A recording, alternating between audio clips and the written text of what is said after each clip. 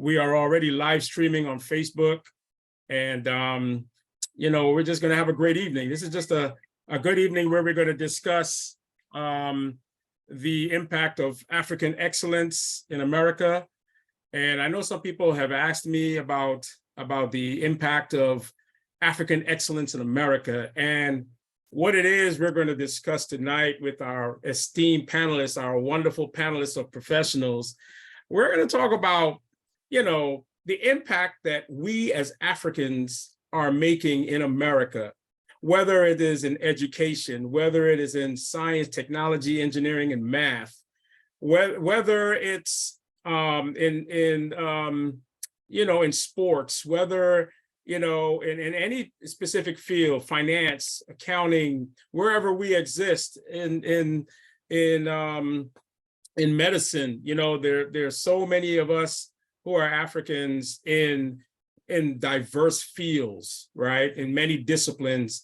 And many of us came here as immigrants, and we came here with an intellectual capital to infuse into American society, regardless of what background we came with.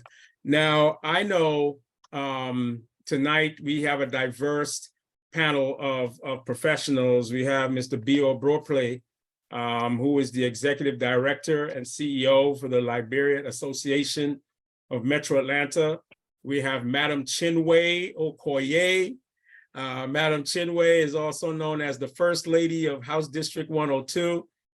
She is the wife of Gabe Okoye, who is one of 5 Nigerians elected to the Georgia House of Representatives. She is also the founder of the African Women Public Advisory or Public Advocacy Committee. We have Madam Millicent Yali. She's an educator in Gwinnett Public Schools in education management. And I forgot to mention, Mr. Bio Bropley is Liberian. Madam Chinwe Okoye represents Nigeria. Madam Millicent Yali, she represents Ghana.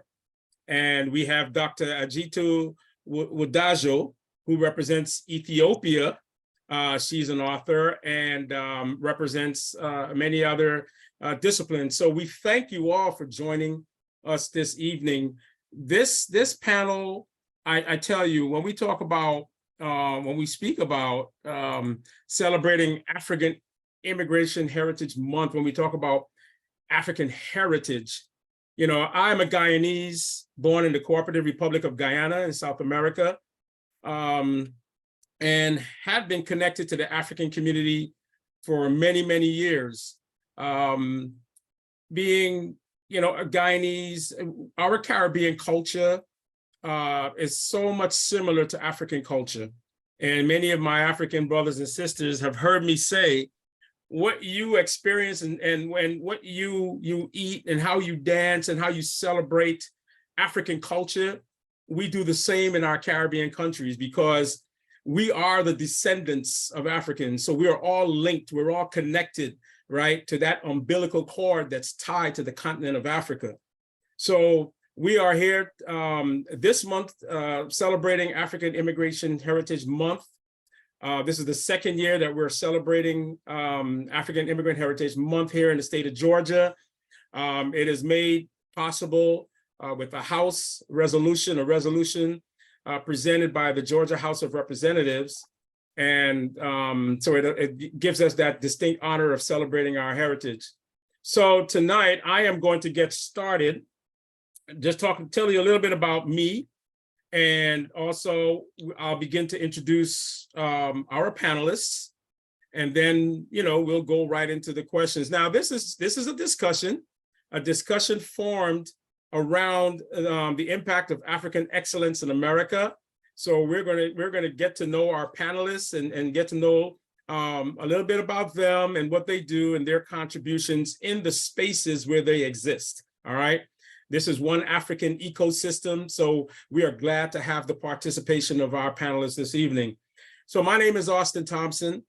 I wear many hats, but one that I'm most proud of, again, I'm Guyanese, and I am an elected official. I'm an elected official here in the city of Lawrenceville, representing 34,000, almost 35,000 residents in the city of Lawrenceville as city councilman. And this year, actually serving as the deputy mayor for the city of Lawrenceville. We call that the mayor pro tem.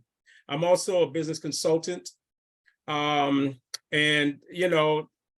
Outside of, I can go on and on about myself, but it's not about me tonight. It's about the panel.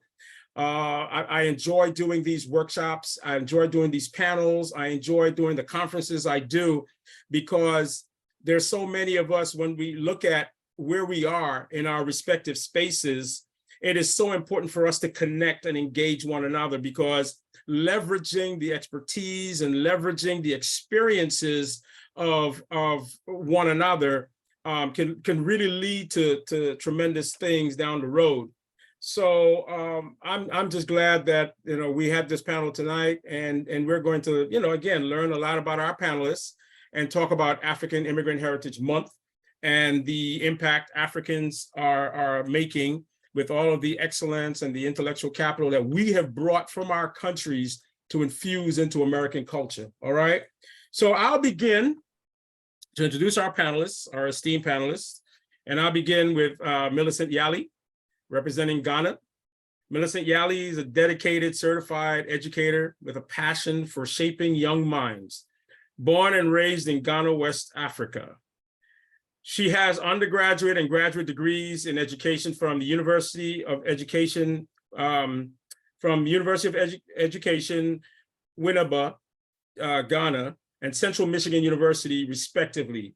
Her career journey in education has spanned over 2 decades, during which she has touched the lives of countless students. Millicent Yali's commitment to her profession extends beyond the classroom. She has been involved in various educational initiatives and community outreach programs among the Ghanaian immigrants, making a positive impact on the local community as a whole.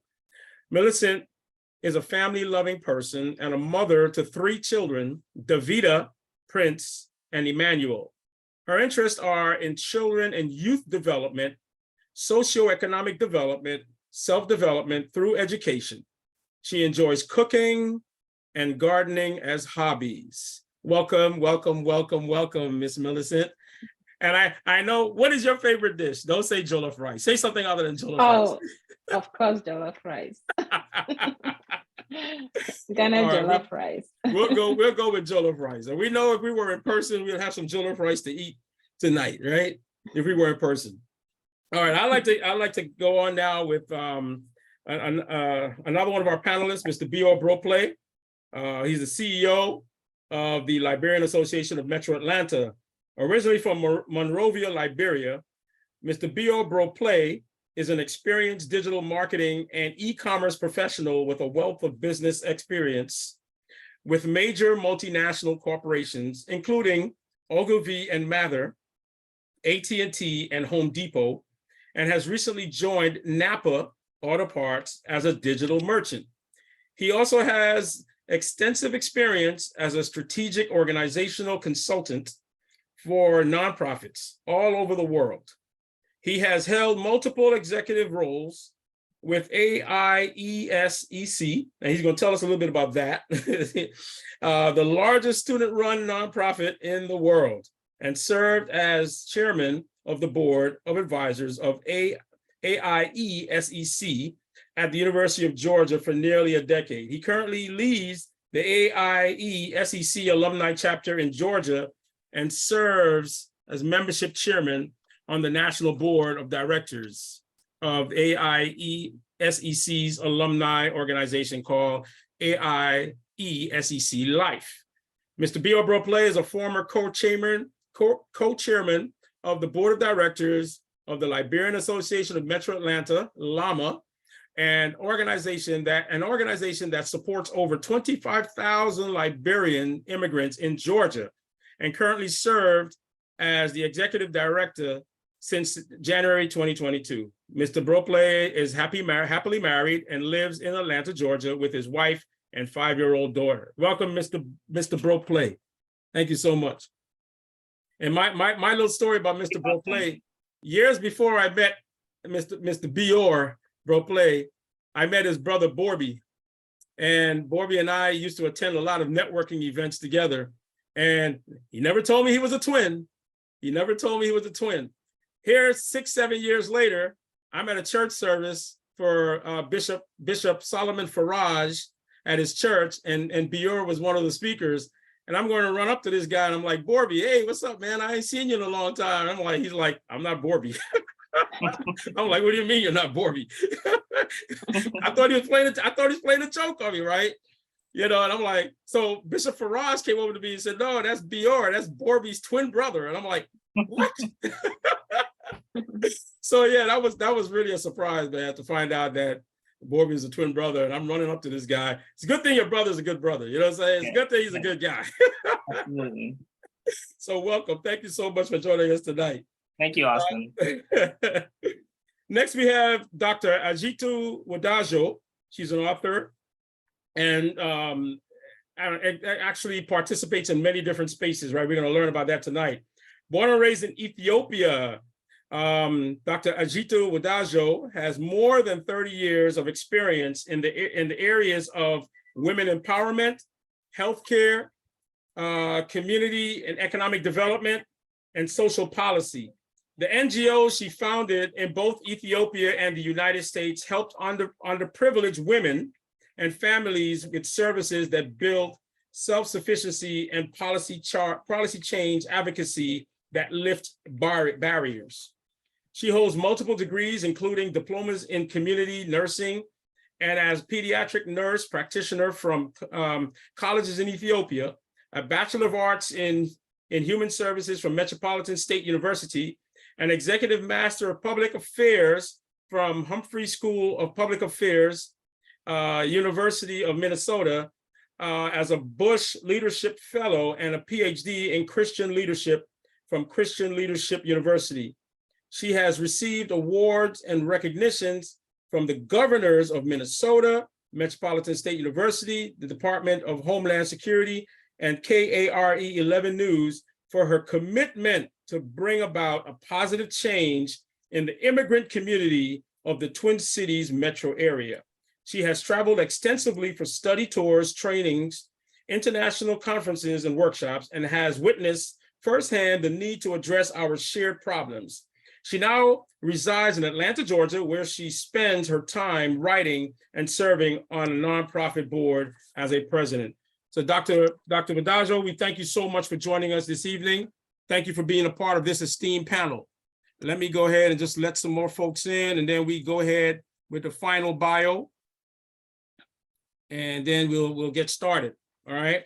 And Mrs. Chinwe Okoye, last but certainly not least, founder of the American Women's Public Advocacy Committee, TAWPAC. Mrs. Chinwe Okoye is currently a database manager with the Board of Regents of the University System of Georgia. She holds degrees in accounting, computerized accounting, and a master's degrees in information technology. Additionally, she holds numerous IT certifications, including ITIL Foundation certification, Oracle Certified Database Administrator, Cisco Certified Network Associate, and Microsoft Certified Systems Engineer, as we all know it back in the day as the MCSC certification, Unix certification, and a few others. She is a fervent believer in community service. As a fierce advocate for women's issues, Mrs. Okoye played a pivotal role in forming the following organizations: co-founder, Divine Daughters International; founder, Sisters of Love Atlanta; co-founder, Umuadebo Atlanta Inc., founder, the African Women's PAC; founder, the African Women Global Entrepreneurship Inc. She is a recipient of numerous recognition and awards. Mrs. Okoye hails from Enugu, Agidi, in Anambra State of Nigeria, and is married with 4 lovely children. So we thank Mrs. Okoye also for joining us this evening. And as I said earlier, she is the First Lady of House District 102, She is married to none other than House District 102 State Rep Gable Collier. And we thank you all for being a part of this this evening's discussion, the impact of African excellence in America. So what we're going to do now, you pretty much got a brief introduction to who we will be speaking with this evening. And we will go a little bit more into the discussion now with some questions. All of our panelists have been given the questions in advance. So we want to make sure that, you know, that we who are attending get a full understanding of who we have in our community as African immigrants, what they're doing and what contributions they're making in the various spaces in which they operate, right? So I want to start with Mr. Bior Broplay, right out the back. Mr. Broplay, how are you doing tonight? Sure. Before you start, what's the link for the Facebook live stream? Because there's some people messaging me that they want to. Yeah, it's on my Facebook page, Austin Thompson. Yeah. Okay. Austin Thompson. Austin Thompson Jr. Austin Thompson Jr. Okay, we will get it to him. Go ahead, yes. My dad, he's an imposter, so he's Austin Thompson. I'm Austin Thompson Jr. No. My dad, he also has his name there. So Austin, just look for Austin E. Thompson Jr. Austin E. Thompson Jr. Okay. Yes, sir. Austin E. Thompson Jr. And welcome. So you are the man steering LAMA, the Liberian Association of Metro Atlanta, right? 25,000 Liberians in the state of Georgia, right? There are about 2.1 million Africans, or 2.1 to 2.5 Africans in the United States. About 150 to 180 in just the state of Georgia alone, right? You know, representing 54 countries of Africa, right? What is LAMA? Tell us a little bit about LAMA, and tell us what is your organization doing for Liberians here in Georgia? That is a great question, Mr. Thompson, a very weighted one. But I'll start with first thanking you for inviting me to this extremely august panel. I see a lot of very powerful women and men, and I'm humbled to be in your presence. Liberia. Long history. I think many might know the history of Liberia's relationship with the U.S. Back in the 1820s, African Americans who wanted to go back and experience the motherland bought passage to the area now called Liberia and interacted with the native Liberians and was able to get some space, you know, to live, to land on and start to make a life. And about, 20 or so years later, decided to make it a country. And that's where the name Liberia comes from. It stands for liberty in essence. So Liberia is one of those unique countries in Africa that is a fusion of multiple cultures. I grew up eating some foods that I thought was native Liberian foods, turned out it wasn't. It came from somewhere else, and that's just a part of our history. Long story short, Liberians tended to come to the US mainly for education. And that's how our organization essentially started back in the early 1970s. They were all students who came to Georgia. At the time, there were not a lot of Liberian immigrants in Georgia, as you can imagine, in the 70s. And they needed a way to band together to support each other as an small immigrant group, mainly in the south side of Atlanta. And so that's how our organization started by, I think you remember the late bishop, our late bishop who passed away not too long ago, Bishop Harris. His church is still in the south side of Atlanta, as a matter of fact. And so they were the ones who were young at the time. They were all students and they came together and formed our organization. Fast forward 2023, things are drastically different. It's not a small knit community anymore. It's very widespread. I know we say 25,000, but that was an estimate 10 years ago, Mhm. I believe done by the Georgia State University. We estimate it's well over 30, approaching 40,000 possibly. Still small compared to Nigeria, but we're a small country. So that's what Llama is right now. And my challenge is to try to bridge the gap, bridge the connection gap between these 25,000 Liberians and connect them to opportunities. Because I believe Georgia and Atlanta specifically represents opportunity. I heard somewhere, and correct me if I'm wrong, Austin, but they say if you're an African or a person of, a brown-skinned American, your chances of financial success is higher in Georgia than probably anywhere else in the country.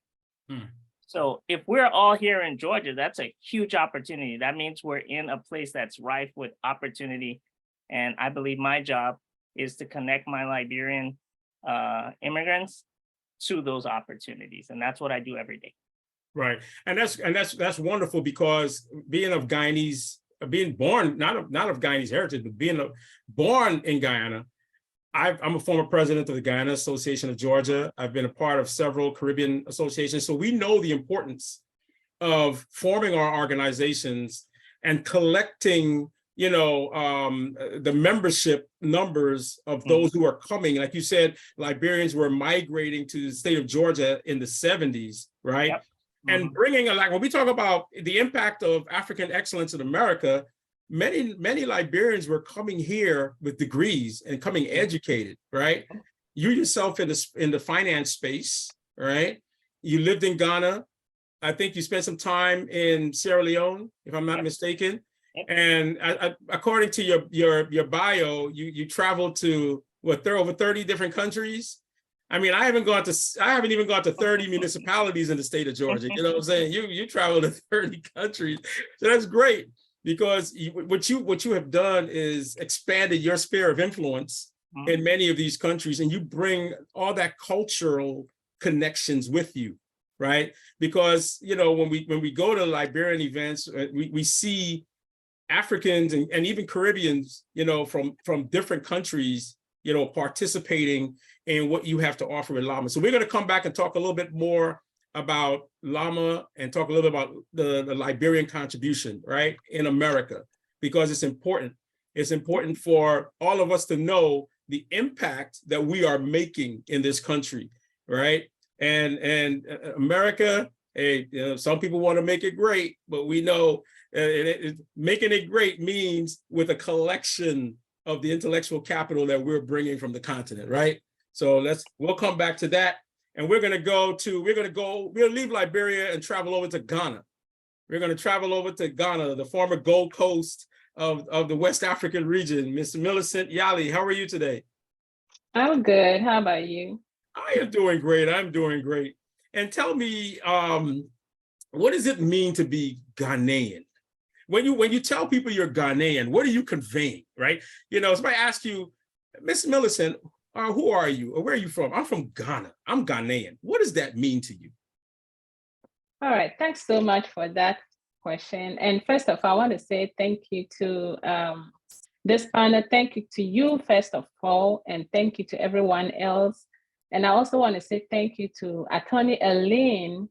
She was supposed to be on this panel, but for some reason she's indisposed, and the sisterhood, she just asked me if I could step in, and I gladly did. And I have my president, Ms. Chinwe Topak. I'm a member of Topak, where strong women do the amazing stuff. So I'm glad to see you here. Oh, yes. Yeah, so now back to my question. To be a Ghanaian is to be a part of a culture, history, and identity. Ghana is often referred to as the Gold Coast. In its colonial past, it holds a deep historical significance with its Ashanti Empire and other ethnic groups. being a Ghanaian means embracing a heritage rooted in the strength of its people. We are people we believe in unity. And one key mark about Ghanaian culture is hospitality. We welcome people. So that gives me the leverage to feel very comfortable wherever I go. If you do not accept me, I'm going to accept you anyway, because that is what I stand for. So it gives me a sense of security. Like, I don't feel intimidated because I accept people. People might not accept you, but I do accept people. And it also means taking a pride in the vibrant traditions that we have, our music, our dance. And one of our culture identity now is our food. And I remember you asking, what is my favorite dish? Our favorite Ghanaian jollof. I know Ms. Chenry will contest me on this, but Ghanaian jollof is the best, the whole worldwide.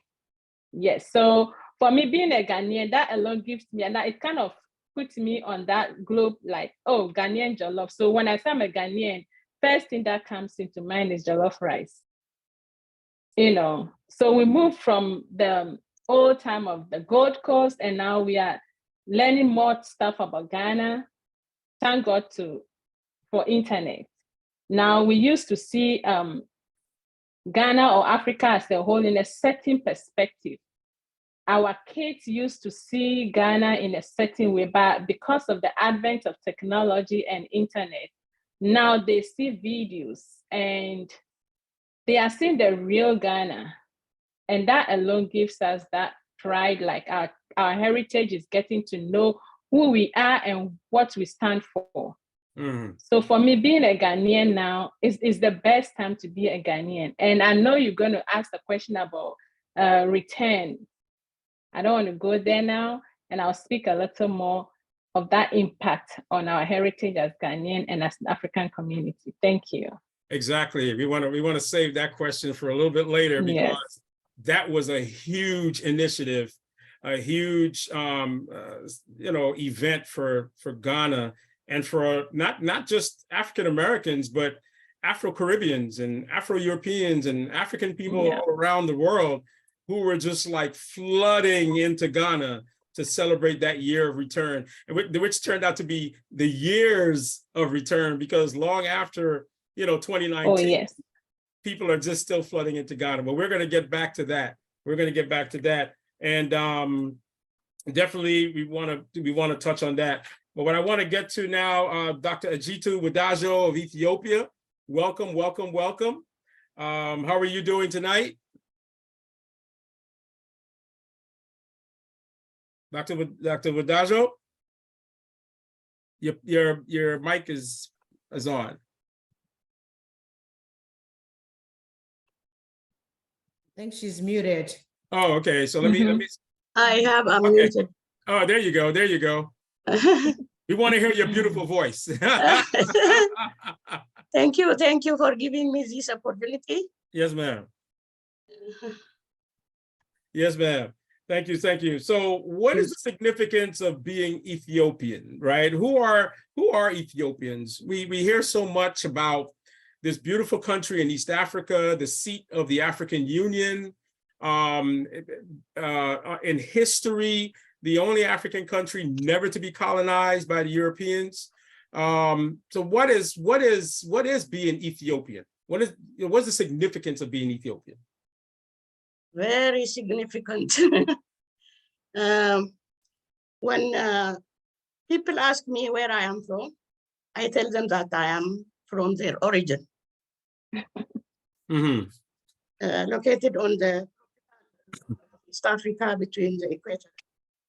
Answer: Ethiopia is one of the oldest countries in the world, over 3,000 years old, and it's the only African country that has never been colonized by foreign forces, with the exception of the 5-year Italian invasion in 1933, 35 to 1941.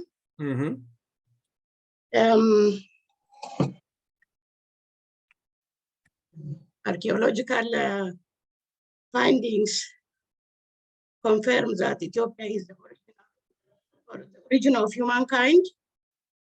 3.5 million year old human skeleton Lucy was discovered in 1974 in the Awash region of Ethiopia, 224 kilometers from Addis Ababa, the capital city, by an American paleontologist, Dr. Donald C. Johnson. Lucy is her American name, while her Ethiopian name is Dinkenesh, Amharic word for you are wonderful. Lucy toured the United States museums for 5 years and then returned back to Ethiopia on May 1, 2013. Following the unearthing of Lucy, archaeologists also covered the skeleton that the scientists named Edato, meaning old elder, dating back. And what makes me feel like very significant also, the blue letter Bible Hebrew definition of the ground from which God took dust and formed Adam, 2:7. In relation to this discovery makes me think that Adam is from Adama, which is 132.4 miles kilometer away from miles and 83.2 kilometers away from Awash, where Lucy was discovered. Genesis 2:7 reads, and the Lord God formed man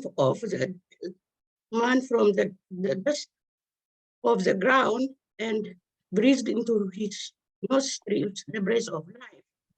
And then he became a living being. Here is the Hebrew translation of the word ground in Genesis 2:7. It's Adama, pronounced as Adam, and Adam's name also matches Adama.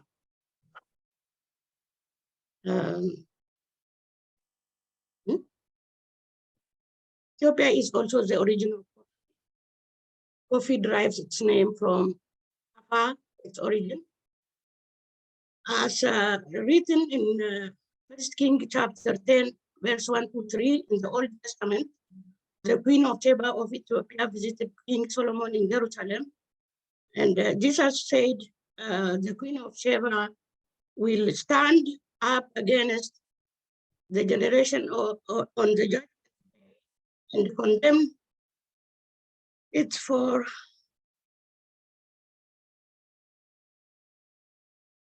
the she came from the distant land.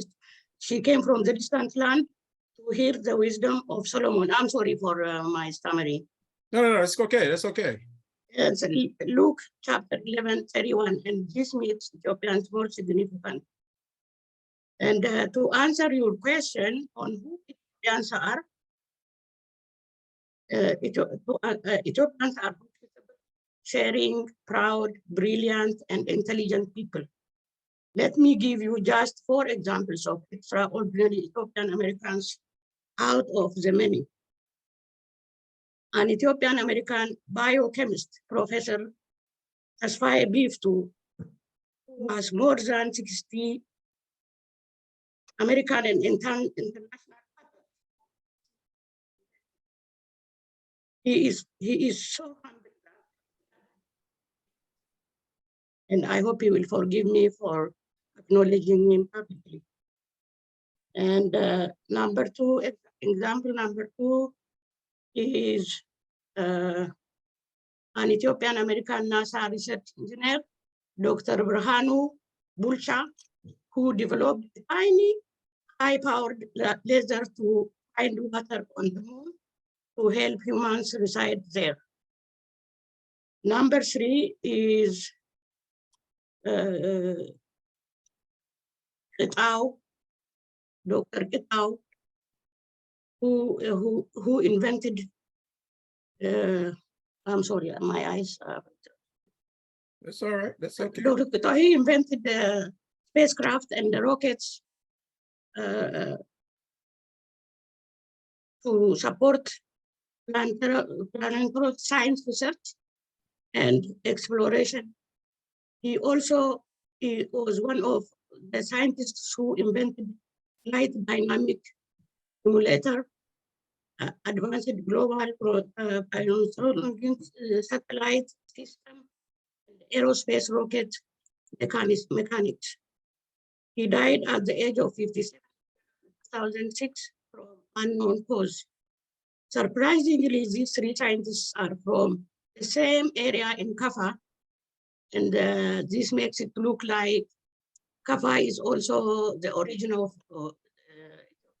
scientist and not only coffee. Okay. All right. Yeah. All right. So we thank you for sharing that, because, you know, when we talk about the And impact. I will say number 4, very important woman, a young woman, number 4, Mhm. a 33-year-old Ethiopian-American computer scientist, Dr. Hadiet Okay. Abebe, who works in algorithms and artificial intelligence, and is an assistant professor at the University of California, Berkeley. Born and raised in Addis Ababa, Ethiopia, she is the first Black woman to earn a PhD in computer science. Mm-hmm. That's great. So we see the significance of science and engineering, which has been studied by these Ethiopians, and bringing that forward to developing, you know, really important things that we use, developing rockets and space equipment and so on and so forth. You mentioned something in biochemistry, right? And this is what this month is all about when we're celebrating African Immigrant Heritage Month. It's about, you know, the excellence and the significance of the contributions we as Africans make to the U.S. Bring to U.S. culture, bring to the U.S. economy, and all of the things that we must celebrate as Africans, because it's significant, right? So we thank you so much for that. We're going to come back to you because I really want to talk about the Ethiopian New Year. Many of us were there celebrating with you all, and we had a great time. And I want to get back to that. So now I want to get to Madam Chinwe Okoye, the First Lady of House District 102. I mean, she bears a lot of titles, and reading your bio is very inspirational. So I want to talk to you about the African Women Public Advocacy Committee, the organization you founded that we know as TAPAC. What is this significance? And this is a collection of African women from various countries. And you guys do so many different things. You all do programs in the community. We just had the African Immigrant Heritage Month events that we all celebrated. What is the significance? What was your vision when you birthed this organization? Good evening, every one of you. I want to say thank you, Honorable Thompson. Thank you, everyone on this forum, and thank you all the panelists. Thank you for putting this together, because I can see a lot of faces that I've not seen. I can see faces that I've met before. Thank you for this. As our logo always says, together, strong women do the impossible. So the African Women Advocacy Committee is a nonprofit organization, and it was founded in September 2020. And when it was founded is because we have to be cohesive in order for us to come together. You asked what was the motive why it was found. When my husband ran for Senate, he lost with only about maybe 100 or something like that voters. But when we pulled the database up, it was like 3,000 something Africans that did not vote, because I'm sure if they all came out to vote, he would have won that first run as a Senate. Mm-hmm. So what did I do? I organized a lot of women, say, hey, it's time for us to hear our voice. And we had a meeting and we started knocking on the doors. Some of the women is like, well, local election is not important. And then we started educating them. Why it's very important? Because local election is very important. You have to know everything that is your state will impact you and impact your children. So we did that. We started registering people. We started doing all those things. And the African Women PAC now, which is African Women Advocacy Committee, was formed. Guess what? We were able to do a lot of things. All is inclusive of all African. Ghana, some of our members are here. Okay, so we did a lot of things that we were able to do. And guess what? Because of that, we are able now to be able to do what? To elect a lot of officials. We elected a lot of officials, Honorable Thompson, whereby they will call, we help them knock on the door, and we did all those things. And our vision is to be a catalyst in order to be able to help our people too. Our voice has to be heard. And our mission is to engage, empower the African communities in the integral area. So in this case, we are here to make sure that our voice is heard and everything that we're saying. I will also include here, my director of operation is here, which is Sister Irma. Sometimes, some of our members are here. Millicent, thank you so much for being part of this panel. Dr. Sister Irma, thank you so much for being part of the, I always like everybody to have input about our organization. And I also want to use this opportunity to thank you, Thompson. You have been there for us from the get-go. Thank you so much. So I will also, Millicent already say something, but I want to yield a little bit to my director of operation to say a little bit of her to hear her voice too. Are you there, the director of operation? Yes, I am. So I want to give her, Millicent, you all know me. I always like to give opportunity for everybody to be able to be a partaker in our organization. So say a little bit of our organization, then I can conclude it. Thank you so much. Thank you so much, Madam President, and I appreciate you. And I thank you, everybody on the panel. As she rightly stated, the African Women PAC is about empowering the African community to be an integral voice in the social, political, and cultural system through advocacy, education, welfare, collaboration to effect positive change in our communities. Now, what have we done? We are barely, I was about 3 years old now. 2 years. Have recorded so many successes. We have, as Madam President said, helped to elect some candidates in the last general elections. Political awareness, one of the key things that we always want to do and we stand by is political awareness, which is within, especially in our African community, voter registration is an integral component. It's an integral mission of something that we do. And now what does that mean? It's educating the people, building them, as Madam President said, letting them realize that right from the local to the federal, every component of the government is important, allowing us as Africans in diaspora to have a seat in that government, for us to be able to come up, for us to be able to speak, for our people, with our people, and by our people. So being that voice. Another thing that we are also very, very important to us is the humanitarian intervention in an African, for us here, both as Africans in diaspora. What does that mean? Advocating for our issues. We are beginning to try to make sure we collaborate with, if we're not leading that, we're collaborating with a lot of organizations, immigration issues, also trying to, we had, one of the things that we did last year was we sent a letter with regards to the Cameroonian issue, that was, we did an open letter to Biden, to the Foreign Office, things like that, because we want to make sure that our voices are heard. And then we are also very passionate about, our humanitarian component includes the sickle cell awareness. For us, especially Africans, sickle cell is really, really something that we need to educate our children about, because a lot of us as adults, we don't even know what it is. We don't know what our genotypes are to be able to discuss with our children. So it's very, very important that we educate our children. So those are some of the things, working with the Sickle Cell Foundation of Georgia. So we are collaborating with them. So there's a whole lot. One of the key things, again, I appreciate you, Representative Thompson, for Vice Chair Thompson, for heading this. All of us here are African immigrants, and we are all, this is what it's supposed to be, the African Immigrant Heritage Month, this is what it's supposed to be. All of us coming together, all of us having one voice, all of us identifying our cause, and all of us marching towards that one cause. Thank you so much. I yield. Thank you.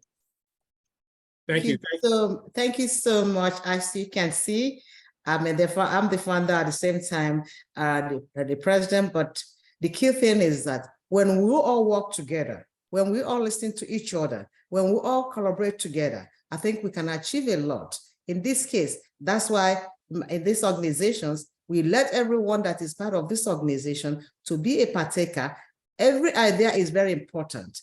Right now, she said this, and I know if I yell to Millicent, she's also going to say something about our organization, but she's representing Ghana, so I don't want to take much of everybody's time. So we all work together, and that is the reason why the African Women PAC, which is African Women Advocacy Committee, we are very strong, very, very strong, because everybody's voice is heard in our organization, and we want more to collaborate with more people so that when we sit on that table, our voice will be heard, because we have to be on that table so our voice will be heard. Because when we all work together, trust me, we can achieve a lot as Africans. That's the key. Thank you all so much. I yell right after you all. Thank you. All right, thank you so much. Thank you so much. And I've seen the impact, I've seen the success of the African Women's Public Advocacy Committee, TAPAC, some phenomenal women representing various African countries coming together. And as you say, community activism and working in the socioeconomic area, trying to make sure that we're taking care of families, we're taking care of getting ourselves representation at every level of government, whether it's on the local level, whether it's on the county level, the state or federal, representation without taxation, taxation without representation is something that we have long recognized as something that we had to correct, right? We're paying taxes in this country, we pay taxes in the state, we pay taxes in the local levels, but we didn't have representation. Right. So having that seat at the table, right, where discussions are being undertaken and where decisions are being made is very important to us as Africans in this country. So we're seeing it. We see it.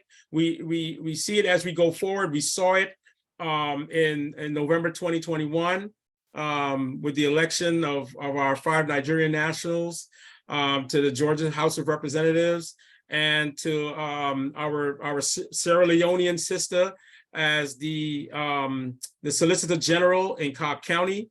And we saw it nationally, we saw it in other states. So we definitely want to make sure that we do celebrate, when our African citizens are stepping up and representing us in those the various political seats.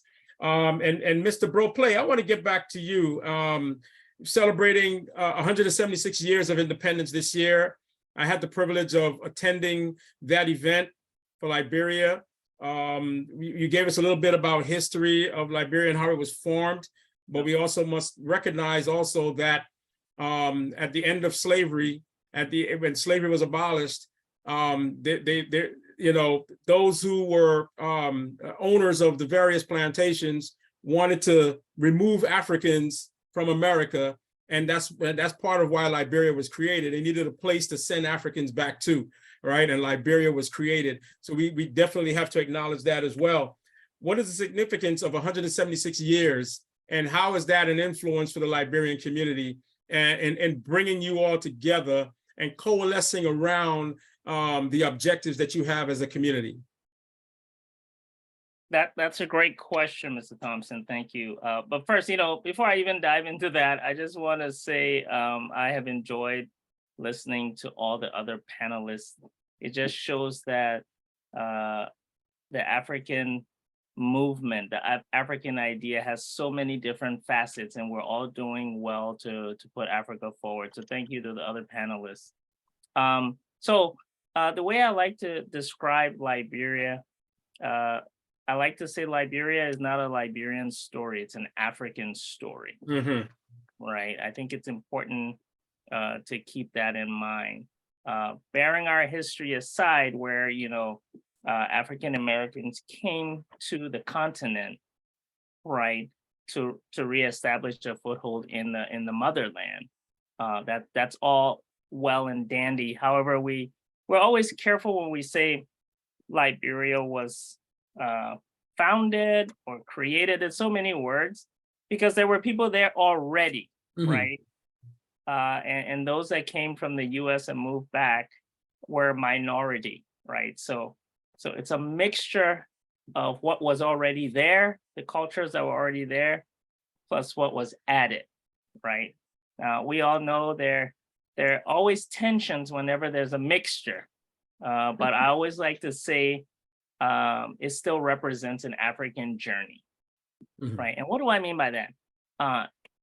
All throughout African history, Liberia, along with Ethiopia, those are the two countries that sort of were not directly colonized by any, European or foreign power, as it may. But Liberia always stood as an advocate for other African nations, right? In fact, the first OAU conference, Organization of African Unity Conference, was held in Liberia. And throughout history, Liberians have always tried to take that mantle of, hey, let's all be free, right? I think you can look to the Emperor Haile Selassie, Mr. Kwame Nkrumah from Ghana, and so many other leaders who came together and tried to bring about this idea of Pan-Africanism. So in essence, the 176 years of Liberia's independence, that's what I boil it down to. It may not reflect advanced technological prowess or whatnot, but as a small country of only 5 million people, we always stood and had other people's back. And that's something I learned growing up in Liberia. And that's something I'm so proud of, that we were always in the fight. In fact, there was a funny joke in Liberia when I was growing up that Liberia even challenged Germany. Liberia declared war on Germany in support of the Allied. And they say Adolf Hitler tried to bomb Liberia, but his finger was covering Liberia on the map and he couldn't find Liberia. He said, but where is this country that's challenging me? I don't even see it. So it's just a joke. But it just shows that, Liberia has always held that, in the Bible, when they talk about David and Goliath, like we always see ourselves as David, we might be small, but we want to advocate for big things. And for me, that's what I boil our 176 years to. If you went to Liberia today, and again, this comes from me growing up, I have lived in multiple African countries. I have not seen a country where so many Africans live together as I've seen in Liberia. And I've traveled all over Africa, and I think that's unique. Liberia has that same mindset that, in a way, the US had, where anybody can come and join in, right? Doesn't matter your last name. If you look at Liberian surnames, which is a representation of where you're from, we have Nigerian surnames, we have Ghanaian surnames, we have French surnames, you name it. It's all a mixture, and it's all called the mosaic of Liberia. That's it in a nutshell. And that's what we try to represent here in Georgia as well. One of the things I try to do is I always try to reach out to all the other countries. Whenever we're celebrating Liberians' independence, I always say it's not Liberia alone. Let's just call it African independence, because we're all in this together. Thank you. Thank you so much. And thank you for correcting me, because we definitely want to be able to state that correctly. Liberia wasn't created or established. There were people living there already, but also to recognize that Liberia was the country to which many Africans from the plantations in America were sent to after the Civil War and after the emancipation, because Africans were not welcomed in this country. So thank you again for correcting me on that, because I want to be able to correct that. And I want to go on to Dr. Wadajo, because I've never heard of an Ethiopian New Year until this year. And I was there, Madam Chinwe and Representative Okoye, we were there. Representative Shegun Adeyina, he was there. So many of us were there celebrating and just basking in Ethiopian New Year. So if you could just share with the panel and the audience, tell us a little bit about Ethiopian New Year, because I know there are many here who have probably never heard of it and really don't understand it, because we've just been enamored in the traditional New Year, you know, December 31st going into January 1st. You know, so tell us a little bit about Ethiopian New Year and what does that mean? Okay. I will share with you what I know about the Ethiopian New Year, growing up with it and living with it. Probably it's not so at the Ethiopian community, but the Ethiopian New Year in Kutatash, it's in Kutatash, is on Maskaram 1 in Ethiopian calendar, which is September 11, and September 12 in the leap year on the Ethiopian calendar. And the New Year in Kutatash got its name from the coincidental return of Queen of Sheba from her visit to Jerusalem, to King Solomon in Jerusalem. And when she returned, her subjects celebrated her with a gift of jewels. Actually, I give you the meaning of Nkutatash, it's gift of jewels. So they celebrated her with a gift of jewels when she returned. So the Nkutatash came from that. The name came from that. And Ethiopians in Ethiopia and all over the world celebrating the New Year with colorful culture, dances, music, variety of food, family gathering, and the children also go to door offering flowers, the flowers of the yellow flowers of the season, and paintings, and singing songs in return for money and gifts. I myself gave my handicraft work to my teachers and generated money on Kutatash. So when they go door to door, they separate. Me too, when I did that, when I gave the gift, I said Kutatash, and when I gave them, so that's how it's celebrated. Okay, that was great, because you know, when it was my first time going to the Ethiopian Community Center, and Brother Johannes invited me initially, and I forgot the other young lady's name who I communicated with thereafter, but it was a welcoming experience and overwhelming at the same time, because I had to take in so much when I walked behind the building. Because when you first approach the complex, here is this huge building, right? This community center that has so much for the Ethiopian residents in the community. But then behind the building, I never knew there was so much land and space behind the building, and vendors were set up all around in the back with different foods and beverages and so much. And it was great, because I was pleased to have the opportunity to speak to the members and to the attendees. It was overwhelming. And the one thing I spoke about was continuing the culture for the children, right? Celebrating the culture for the children, because it's one thing for us as adults to celebrate our African culture, our Caribbean culture, but in order for it to continue, we really have to pass that on to the young people, right? And it was great to see the young people just being so enthusiastic and dancing and singing and celebrating their culture. So we know, Ethiopian culture in Georgia is going to go on for a long time because the young people are really taking that in with them. So that was phenomenal. That was phenomenal to see. I want to get back to Miss Millicent, and I want to talk about Ghanaians advancing America and the qualities they bring.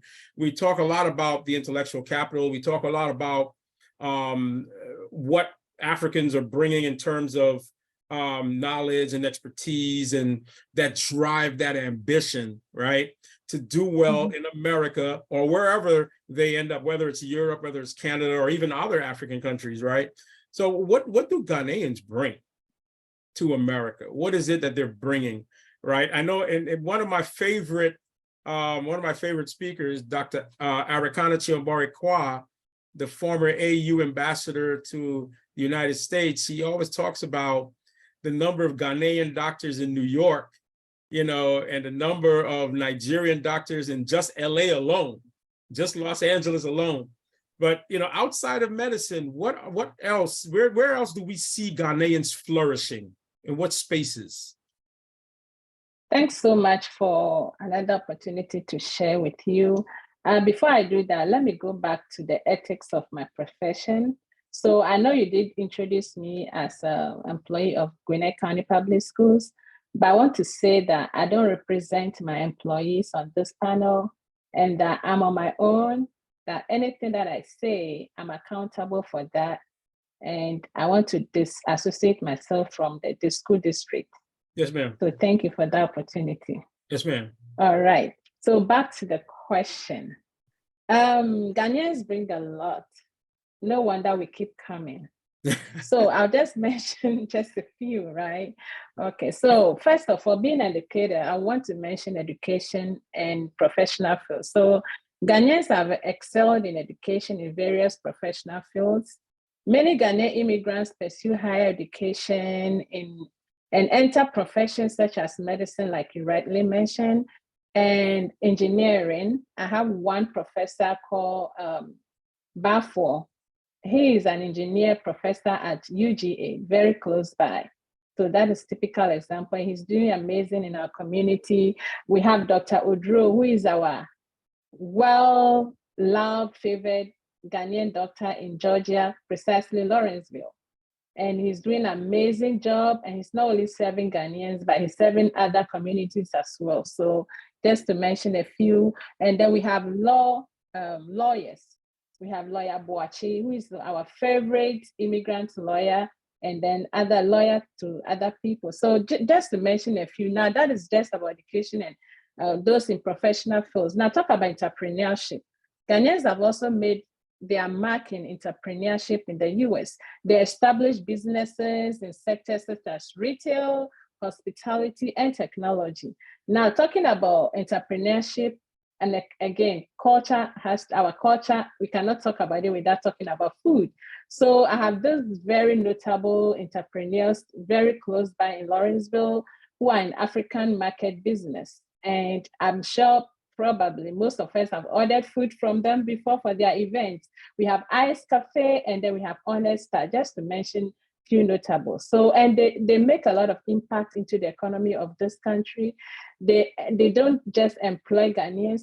And honestly, I don't even see how many Ghanaians they employ. They employ people of all nationalities.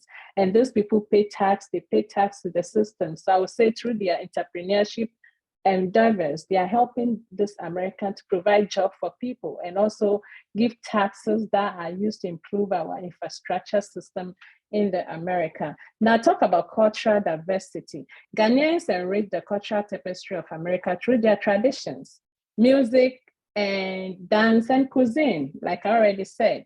So we do a lot of community celebrations. Sometimes we know that entertainment is an integral part of our human community. And sometimes you just get bored with the one way, same thing. So when as Ghanaians, we celebrate our inheritance, we have this Ghanaian Council celebration annually. And the recent one that was held was in Gwinnett Fairgrounds. You need to be there to see the crowds, and it exposed us as people. It also gave opportunity for people to get to know more about the world that we live in. So, and then during such celebrations, we do a lot of stuff, dances, music, food, and all of that. So it kind of, for me, that's another way that we help.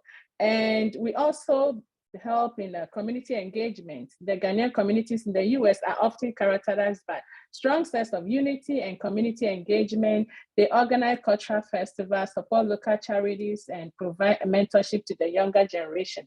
I am a faith person, and I want to say that through faith, like you read in my bio, I'm touching many lives. Most of us have children who they call themselves Americans. And like my sons will say, well, I'm not an African American. I'm like, no, that's a lie. Your mom is an African, so you're an African. So through our faith systems, through our churches, we instill morals in the younger generation. We know that, I don't mean to preach here, but then our good books teaches morals. So we instill these morals in this case. So you see, like when they go in the community, their lives are different. They are like perfect role models for their peers. And I believe that through this practice of our faith, we are raising up responsible adults for this country. Imagine the social vices that we have that put people in jails and systems that they shouldn't belong to. We teach about this in our churches using the Bible. So I believe that this is a very unique way that we are helping to build this country, because a country with people with wrong morals or irresponsible adults is not going to, make profits or progress. So if there is a group of people, immigrants, that through their faith, they are raising younger generation with morals, good morals and accountability behaviors for that country, then I think that is a great benefit for that country. So if you're asking how we are impacting this community or where we find ourselves, I would say one way is raising good children, raising good adults, our children who grow up to be adults through our cultural system and our faith beliefs. Mm-hmm. I believe I'm making sense right here. Okay, yes. Now we also have resilience and adaptability. Like many immigrant groups, Ghanaians demonstrate resilience and adaptability when faced with challenges. You go to many workplaces and people will prefer to hire Ghanaians over some other nationals because we are hardworking people, we are honest, we are resilient, we hardly complain, so, and in that we are filling the employment gap and reducing dependency on social benefits.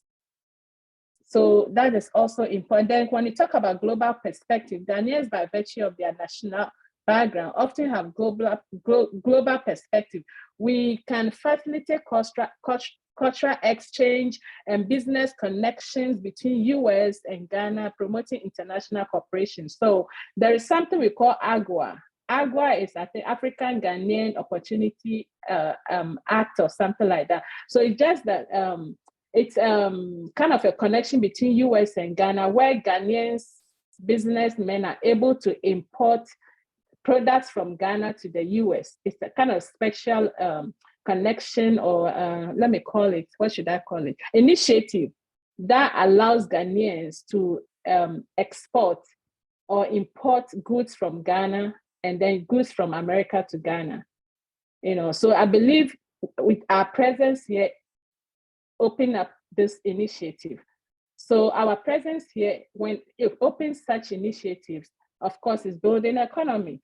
So we are not only talking about morals, also we are talking about economic building through what? Exchange of trade and ideas and education and all of that. So just to a few of the benefits that our presence in the US is making excellent impact on the economy and the country as a whole. Thank you.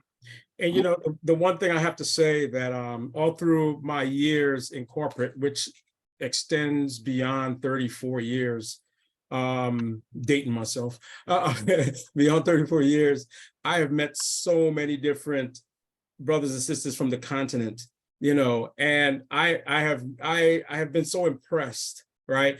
And I say when I meet Africans, they remind me of Caribbean people, right? Because again, we're all so connected, we're also we have a certain respect for work, discipline, just being cordial and respectful, accepting of one another.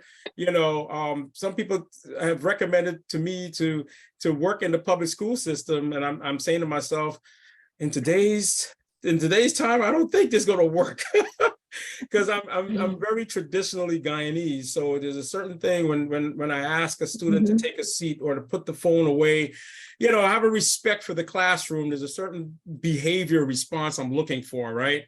And I know in this day and age, the young people are made to feel independent and autonomous, outside of traditional parenting, and so that we have a respect for that. So we expect when we ask the young people, our young children, to do something, we expect them to do it and follow, the directive that we give. So yes, that's part of our culture. That's something that we really respect. In the National Society of Black Engineers, I've met brothers from the Kwame Nkrumah University of Science and Technology in Kumasi. One of my great friends, Ed M. Warnio, I should say Dr. Warnio.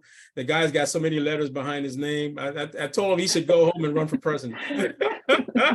I worked with students at University of Ilorin in Nigeria. In school, I met brothers from Liberia. One of my good friends, we share a friendship with Bior Broplay.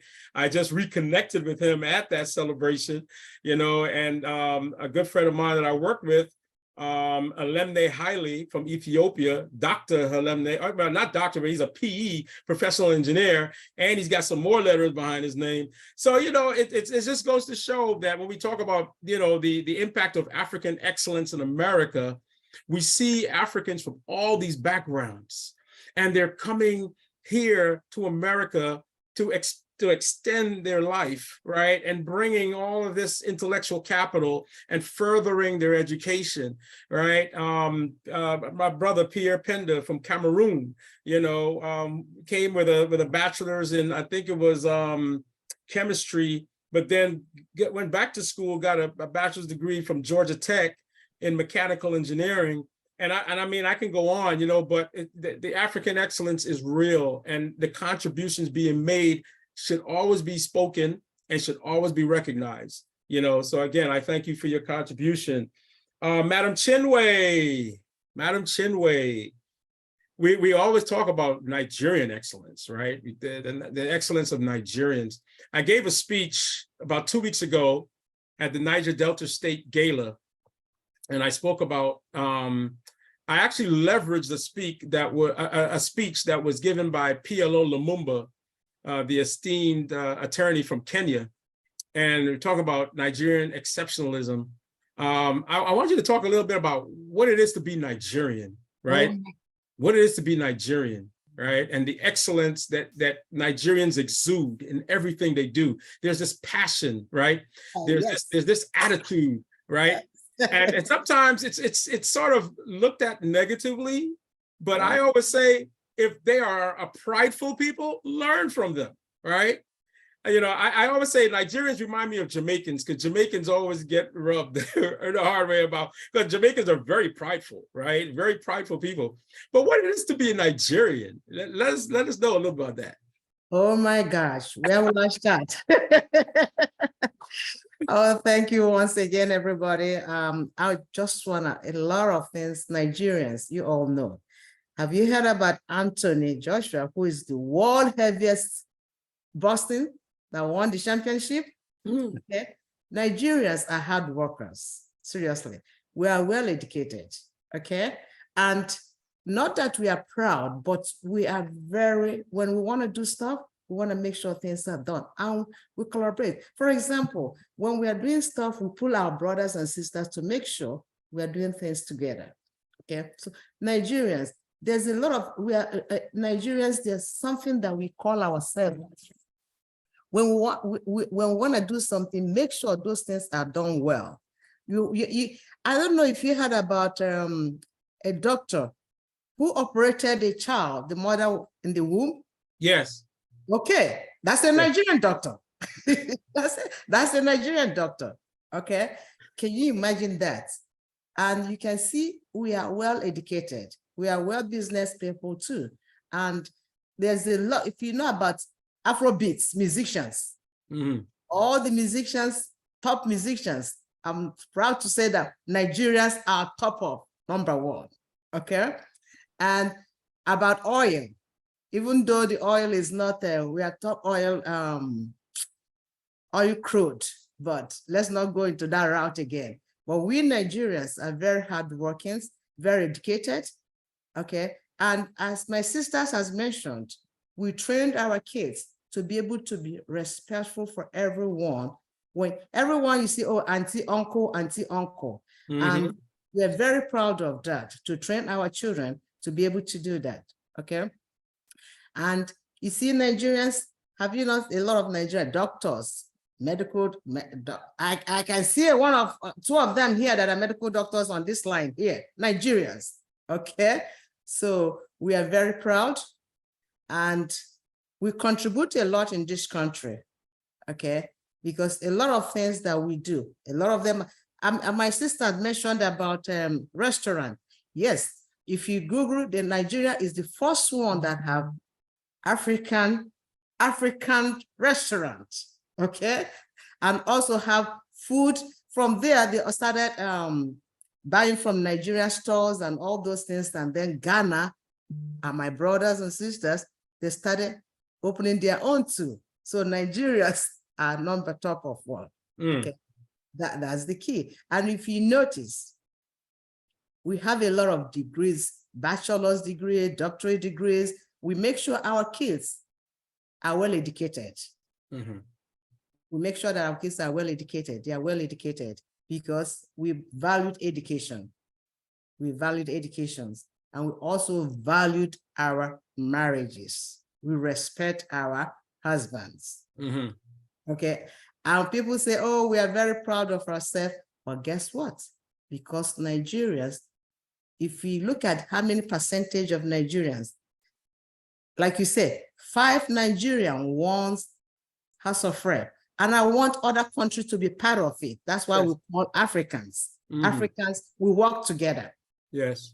So Nigerians are very, very, very, very hardworking. And I mentioned again, musicians,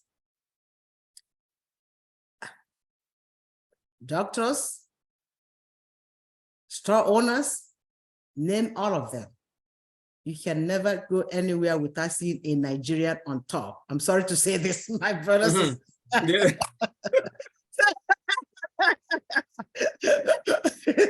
No, don't be afraid to say it. Say it. So these are some of the things that that we do, and 65% of Nigerians are they. If you look around, Brother Thompson, Honorable Thompson, you can see Nigeria. When Nigeria comes, Nigeria is in there. Okay, let me make it fun. We have fun with parties. Hey, okay. So when you talk about jollof rice, Nigerians wins the competition of jollof rice. Oh no. No. No.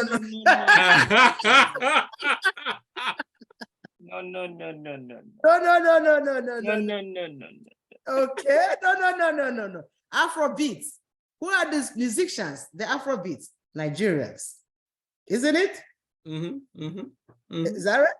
Yep. These are scientists, Nigerians. So I'm very proud to be a Nigerian. Okay, I'm very proud to be a Nigerian because we are proud of ourselves. When you talk about it, scientists, Nigerians. When you talk about international alignment, Nigerians. Look at Ngozi Iweala, okay? Nigerians.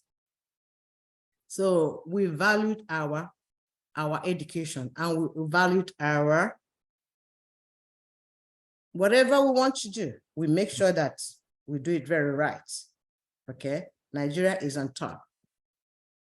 If Yeah. any Nigerian here, you can bear me. Yes, thank you all so much. I don't want to take anybody's much of time because I know time is running out. So that's all I can say right now. Thank you so much, Ayo. Yeah. You know, back in engineering school, I learned about Dr. Emigwali. He is a Nigerian and one of the first to actually do work on the binary system of computers, a Nigerian. And I remember reading his bio and learning a lot about him. And I'm thinking to myself, man, I don't know, I can't compare to what he has done. But, you know, I think I wrote a paper on him for one of my classes, but it was just amazing of what he accomplished, you know. And you know, PLO Lumumba spoke about it in one of his speeches. Nigerians are the best at everything. And it kind of got a little backlash because of what he said as a Kenyan, but you know, we all understand, right? The importance that's placed on being the best, the importance that's placed on, if you're going to do it well, right? But like I said, don't hate, you know, learn from people, learn from different cultures. And that's what I love to do. I love to study other cultures. As a Guyanese, I'm a proud Guyanese, but you know what? If somebody from another country is doing it better than me, all of my roommates were from different countries, right? And I learned from them as I was going through school, you know. So I always say that we can learn from one another, you know, and excel. And I'm gonna get back to Brother Bior. The Liberian community has a chamber, and I know there's a lot of business that goes back and forth between Liberia and here in Georgia. And I want to talk a little bit about import exporting. As you know, I follow the African Continental Free Trade Area and the United Nations Sustainable Goals and the 17 goals that have been set by the UN for countries to follow. But what I want to get to is what businesses are transacting between the Liberian community in Liberia and here as far as import exporting and business exchanges. Yeah, that's a great question.